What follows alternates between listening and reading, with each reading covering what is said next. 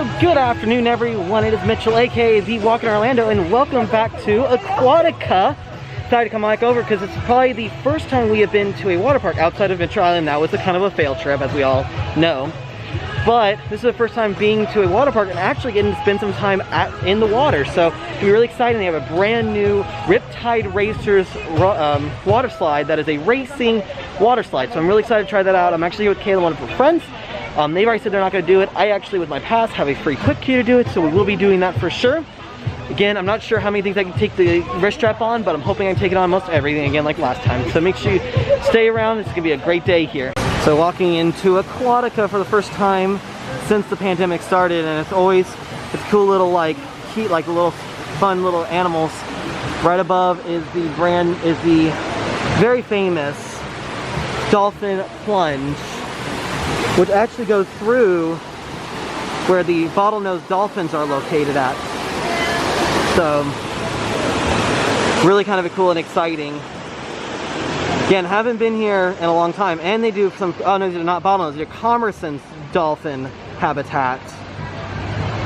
So this is what you slide through when you do Dolphin's Plunge.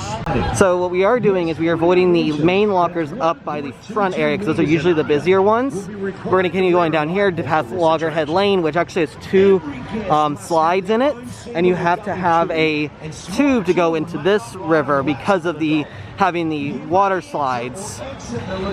So we're going to head up here to pass Banana Beach Cookout, up right under where Riptide Racers is, and then the guy we talked to was really nice and gave all three of us a quick queue for Riptide Racers, which is the new one, but it's the one that Kayla and her friend won't do because of it being an enclosed slide. So this is the new Riptide Racers, which is their racing water slide. It has multiple sections where you go past one another and they send you off at the same exact time. That is the most popular attraction, because it is brand new, and it's actually right next to Ray Rush, which is the family water slide, and then we're near Roa's Rapids. But this is what we actually got a pass, like a quick queue to go on this. So I wonder how it's going to work, because usually quick queue doesn't.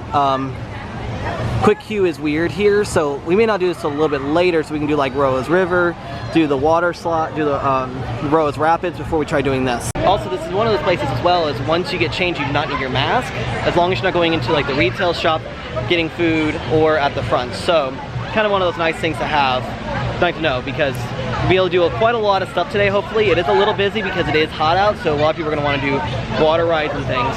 Alright, so with everything, I'm actually going to go ahead and put this camera away, and I'm going to switch over to the GoPro, and we'll use that to go on some things as well, and then we'll tell you guys about what we think so far.